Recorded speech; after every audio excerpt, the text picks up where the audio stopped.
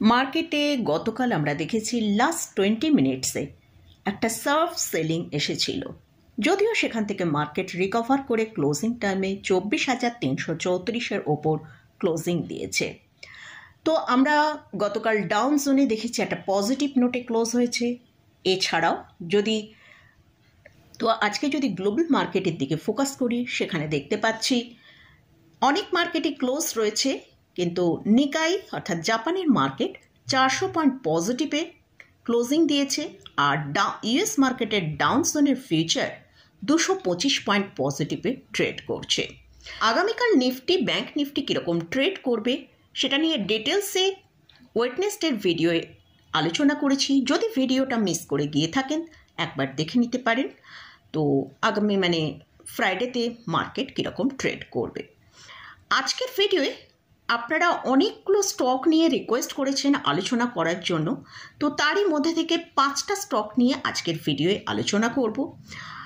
তো আমি আপনাদের কাছে একটা রিকোয়েস্ট করছি যে আমি প্রত্যেক দিনই যখন মার্কেট নিয়ে আলোচনা করি সেখানে কিন্তু বিভিন্ন স্টক নিয়ে আলোচনা করি, তাই ভিডিওটা সম্পূর্ণ দেখবেন।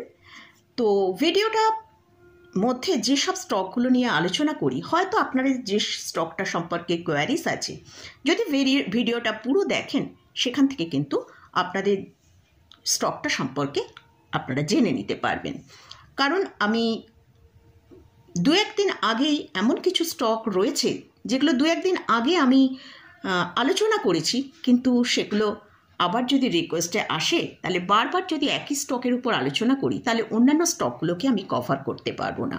তাই আপনাদের কাছে রিকোয়েস্ট করছি ভিডিওটা সম্পূর্ণ দেখুন, তাহলে বিভিন্ন স্টক নিয়ে যে আলোচনা করেছি সেখানে হয়তো আপনার যে স্টক সম্পর্কে জানার প্রয়োজন আছে সেটা জেনে নিতে পারেন। চলুন ভিডিওটা শুরু করা যাক। আমি নিরুপমা, শেয়ার শেখো চ্যানেলের পক্ষ থেকে সকল ভিউয়ার্সদের স্বাগত জানাই। আর চ্যানেলে যদি ফার্স্ট টাইম ভিজিট করে থাকেন তাহলে অবশ্যই চ্যানেলটা সাবস্ক্রাইব করে নেবেন, আর পাশে থাকা বেল আইকনটা প্রেস করে রাখবেন। আমি ভিডিও আপলোড করার সাথে সাথে আপনাদের কাছে ভিডিওটা পৌঁছে যাবে। ফার্স্ট যে স্টকটা নিয়ে আলোচনা করছি সেটা হচ্ছে সিইএসসি। স্টকের কারেন্ট প্রাইস চলছে 157 টাকা। স্টকটা পাওয়ার সেক্টরে বিলং করে। এই স্টকটা তার লোয়ার লেভেল 120 টাকা থেকে প্রায় 32% মতন র্যালি দেখিয়েছে।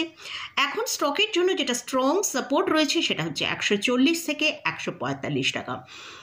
এই যদি সাপোর্টটা মেনটেন করতে পারে, স্টকটা ওপরের দিকে 170 থেকে 175 টাকা পর্যন্ত যেতে পারে।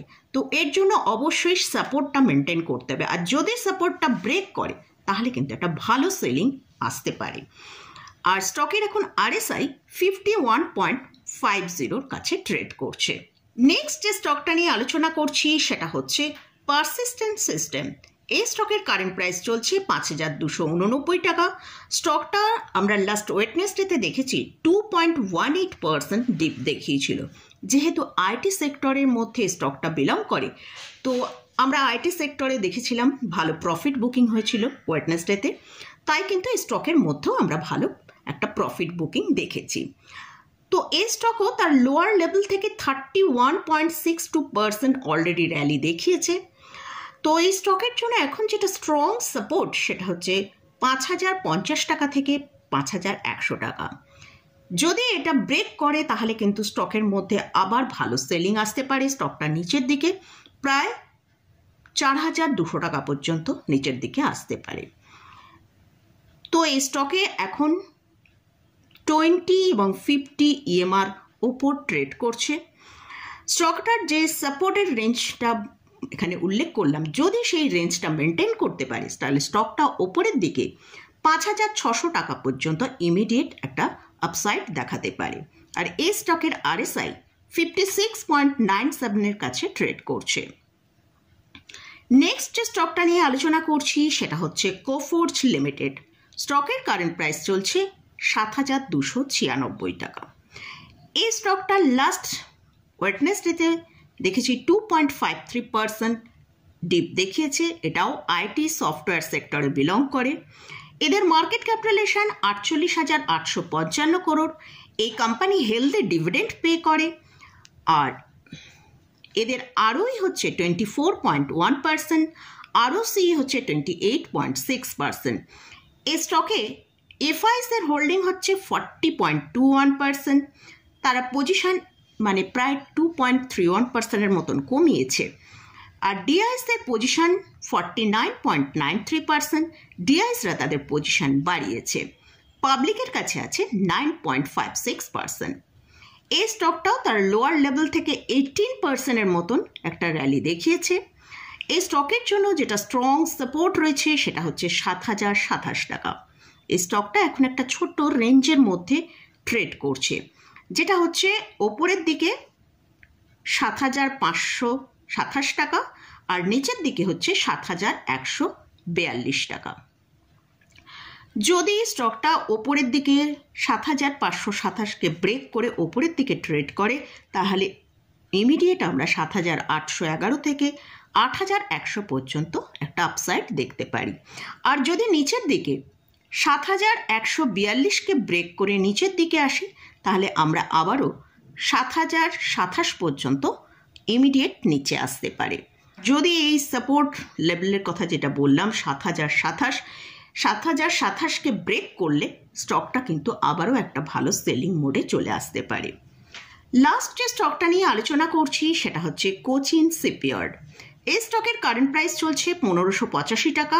লাস্ট ওয়েডনেসডেতে এই স্টকের মধ্যেও ভালো প্রফিট বুকিং দেখেছিলাম, যেটা 4.88%।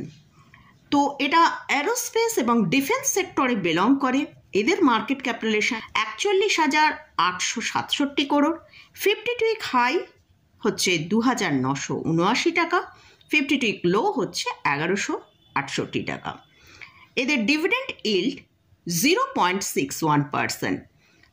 এই কোম্পানির আরওই হচ্ছে 17.2%, আরওসি হচ্ছে 21.6%। কোম্পানি কিন্তু অলমোস্ট একটা ডে ফ্রি কোম্পানি। এই কোম্পানিতে প্রোমোটারের হোল্ডিং আছে 67.91%। এফআইসের হোল্ডিং খুবই কম রয়েছে, যেটা 2.88%। ডিআইএসের হোল্ডিং আছে 6.82%। পাবলিকের কাছে কিন্তু একটা খুব বড় হোল্ডিং রয়েছে, যেটা 22.39%। এই স্টকটাও তার হায়ার লেভেল 2983 টাকা থেকে 59% ডিপ দেখিয়েছে। লোয়ার লেভেল মোটামুটি 1150 টাকার কাছ থেকে অলরেডি আমরা স্টকের মধ্যে কিন্তু 29% র্যালি দেখে নিয়েছি। এই স্টকের জন্য যেটা এখন স্ট্রং সাপোর্ট রয়েছে 1450 থেকে 1490। যদি এই সাপোর্টটা ব্রেক করে তাহলে কিন্তু ভালো সেলিং আসার সম্ভাবনা রয়েছে। আর যদি এই সাপোর্টটা মেনটেন করতে পারে তাহলে ওপরের দিকে আমরা 1734 টাকা পর্যন্ত একটা আপসাইড দেখতে পারি। তো মোটামুটি এইসব স্টকগুলো নিয়ে আলোচনা করলাম। এই স্টকগুলো আপনারা রিকোয়েস্ট করেছেন, তারই পরিপ্রেক্ষিতে আলোচনা করলাম। এই স্টকে কিন্তু কোনো রকম কোনো বাই রেকমেন্ডেশন নেই। এইসব স্টকগুলোর মধ্যে যদি কোথাও কোনো পজিশন নিতে চান তার আগে ভালো করে চার্ট এবং ফান্ডামেন্টাল অ্যানালিসিস করে নিয়ে তারপরই পজিশন নেবেন। তো মোটামুটি আজকের মতন ভিডিওটা এখানেই শেষ করছি। ভিডিওটা যদি ভালো লাগে অবশ্যই লাইক করবেন, শেয়ার করবেন, সাবস্ক্রাইব করবেন। ধন্যবাদ।